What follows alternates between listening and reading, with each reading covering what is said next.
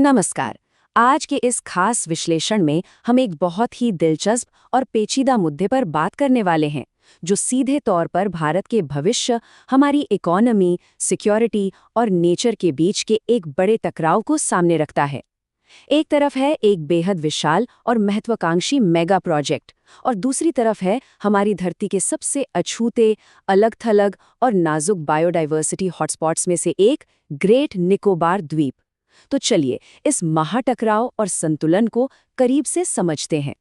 इस पूरी कहानी की शुरुआत होती है एक ऐसे आंकड़े से जो सच में किसी का भी सिर चकरा दे। 72,000 करोड़ रुपए। जी हाँ, नीति आयोग ने ग्रेट निकोबार प्रोजेक्ट के लिए यही एस्टिमेट रखा है। अब जाहिर सी बात है, ये कोई छोटा मोटे डेवलपमेंट प्लान तो है नहीं। ये एक ऐसा भारी भरकम इन्वेस्टमेंट है जो इस पूरे द्वीप की तस्वीर को हमेशा के लिए बदलने का इरादा रखता है, जिसके इकोनॉमी और पर्यावरण पर असर भी बहुत बड़े होने वाले हैं। लेकिन पैसों की इस चमक से हटकर जरा विज्ञान के एक और चौंकाने वाले आंकड़े पर गौर करते हैं। 49.02 टन कार्बन प्रति हेक्टेयर। देखिए, थाईलैंड के जंगलों की एक स्टडी हमें बताती है कि ये ट्रॉपिकल जंगल कितनी भारी मात्रा में कार्बन को अपने अंदर स्टोर करके रखते हैं। और हमारे ग्रेट निकोबार के प्राचीन वर्षावन भी बिल्कुल इसी तरह के इकोसिस्टम का हिस्सा हैं। अब आप पूछेंगे कि आखिर ये जंगल इतने खास क्यों हैं? देखिए, ये सिर्फ पेड़ों का झुरमुट नहीं है, ये एक तरह के विशाल स्पंज हैं जो हवा से जहरीली कार्बन डाइऑक्साइड को लगातार सोखते रहते हैं। ये दुर्लभ जीव जंतुओं के अनमोल भंडार हैं और क्लाइमेट चेंज से लड़ने के लिए ये हमारे सबसे बड़े नेचुरल वेपन्स हैं। इसीलिए किसी भी डेवलपमेंट प्रोजेक्ट को इस प्राकृतिक ढाल के तराजू पर तौलना बहुत ज़रूरी हो जाता है। तो चलिए सबसे पहले इस निकोबार मेगा प्रोजेक्ट की उस बड़ी महत्वाकांक्षा को समझते हैं जिसका सपना देखा जा रहा है। इस विशाल प्रोजेक्ट को करीब 16,610 हेक्टेयर के भारी इलाके में फैलाया जाना है और इसके 4 मेन पिलर्स हैं। पहला, एक बहुत बड़ा इंटरनेशनल कंटेनर ट्रांसशिपमेंट टर्मिनल। दूसरा, एक ऐसा ग्रीनफील्ड इंटरनेशनल एयरपोर्ट जिसका इस्तेमाल सिविल और मिलिट्री दोनों कर सकें। तीसरा, समंदर किनारे बसने वाले बिल्कुल नए शहर। और चौथा, इन सबको पावर देने के लिए 450 मेगावाट एम्पियर का एक पावर प्लांट। मतलब एक तरह से जंगल के बीचों बीच एक नया शहर बसाने की तैयारी है। अब एक बड़ा सवाल जहन में आता है, आखिर ग्रेट निकोबार ही क्यों? इसका जवाब इसके भूगोल में छुपा है। ये आइलैंड मलक्का और सुंडा जैसे दुनिया के सबसे जरूरी समुद्री रास्तों के बिल्कुल मुहाने पर है। साथ ही कोलंबो और सिंगापुर जैसे ग्लोबल ट्रेड हब से इसकी दूरी लगभग बराबर है। स्ट्रेटेजिक नज़रिए से सोचें तो ये हमारी नेवी को समुद्री मार्गों पर नज़र रखने के लिए एक ज़बरदस्त एडवांटेज देता है और भारत को ग्लोबल ट्रांसशिपमेंट ट्रैफिक पर कब्जा करने का एक शानदार मौका भी। इस प्रोजेक्ट के स्केल का अंदाज़ा आम ज़रा इस बात से लगाइए। अभी अगर हम पोर्ट ब्लेयर एयरपोर्ट की बात करें तो वहाँ साल भर में करीब 18 लाख पैसेंजर्स आते जाते हैं। लेकिन निकोबार के इस नए प्रोजेक्ट का टारगेट क्या है? हर साल 1 करोड़ यात्री। 1 करोड़! ये एक ऐसा नंबर है जो इस शांत और अछूते आइलैंड के लिए अभी सोचना भी बहुत अजीब लगता है। लेकिन ठहरिए, जहां इतनी बड़ी योजना हो वहां कुछ गंभीर सवाल और चिंताएं भी सामने आती ही हैं। आइए इस प्रोजेक्ट से जुड़ी जमीनी हकीकत और विरोध के सुरों को निष्पक्ष रूप से समझते हैं। हमारे सामने एक बहुत ही मुश्किल तराजू है।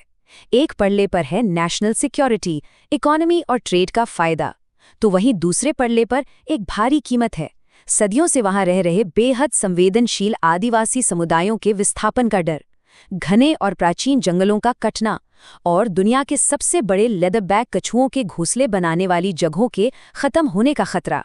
ये एक बहुत ही सीधा और चुनौतीपूर्ण टकराव है। और इसी बीच कुछ बेहद हैरान करने वाली मीडिया रिपोर्ट सामने आई हैं। बताया जाता है कि 2020 तक गैलेथिया बे में मूंगे की चट्टानें यानी कोरल्स सरकारी नक्शों पर साफ दिखते थे, लेकिन 2021 के बाद से वो नक्शों से अचानक गायब हो गए। अब आपको बता दूं कि कोरल्स को हमारे देश में बाघों और हाथियों के बराबर का कानूनी प्रोटेक्शन मिला हुआ है। ऐसे में नक्शों में हुआ ये रहस्यमय बदलाव अपने आप में कई सवाल खड़े करता है। राजनीतिक गलियारों से भी इस प्रोजेक्ट पर आपत्तियां दर्ज कराई गई हैं। पूर्व केंद्रीय मंत्री जयराम रमेश ने ये पॉइंट आउट किया है कि प्रस्तावित बंदरगाह की जगह दरअसल CRZ-1A इलाके में आती है। ये कोस्टल जोन इकोलॉजिकली इतने सेंसिटिव होते हैं कि वहां आमतौर पर किसी भी तरह के कंस्ट्रक्शन की सख्त मनाही होती है। इसके अलावा प्रोजेक्ट के फाइनेंशियल फायदों को लेकर भी लगातार सवाल उठाए जा रहे हैं। और फिर बात आती है पेड़ों की कटाई की। यहाँ भी आंकड़ों में काफी उलझन है।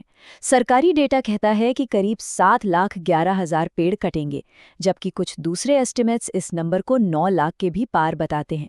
पर सबसे दिलचस्प बात है इस नुकसान की भरपाई का तरीका।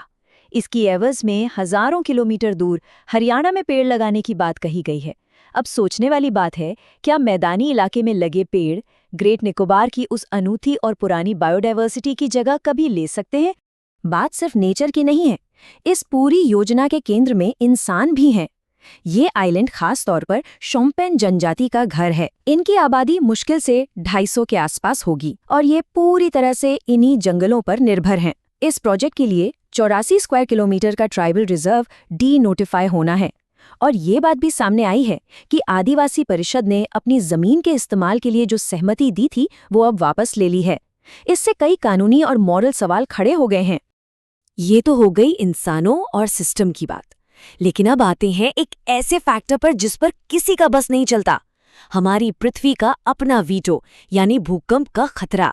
आईआईटी कानपुर की रिसर्च से जो तस्वीरें सामने आई हैं वो बिना कुछ कहे ही बहुत कुछ साफ कर देती हैं।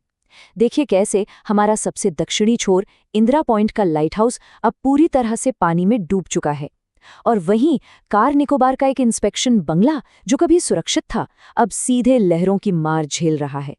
ये 2004 के भयंकर सुमात्रा भूकंप के बाद जमीन के धंसने के जीते जागते सबूत हैं। 2004 का वो भूकंप कोई छोटी घटना नहीं थी। 9.3 तीव्रता की उस मेगा थ्रस्ट भूकंप ने इंदिरा पॉइंट की जमीन को 3 मीटर तक नीचे धंसा दिया था। कार निकोबार में भी जमीन 1.2 मीटर तक नीचे चली गई थी। ईस्ट कोस्ट का पूरा कोरल सिस्टम समुद्र में समा गया था। जरा सोचिए, ऐसे हाई रिस्क वाले अनस्टेबल इलाके में करोड़ों अरबों का मेगा प्रोजेक्ट बनाना, क्या ये एक बहुत बड़ा दाव नहीं है? नेचर कब अपना रौद्र रूप दिखा दे कोई नहीं जानता। तो अंत में इस पूरी पिक्चर को देखकर असली कीमत का आकलन कैसे किया जाए? आज के इस विश्लेषण से जो सबसे बड़ा सवाल निकल कर आता है वो ये है कि कोई भी समाज इतनी बड़ी ग्लोबल महत्वाकांक्षाओं और एक बेहद नाजुक भूकंप के रिस्क वाले इकोसिस्टम के बीच संतुलन आखिर कैसे बना सकता है? क्या कोई ऐसा बीच का रास्ता है जो हमारी तरक्की भी सुनिश्चित करे और प्रकृति की भी रक्षा कर सके?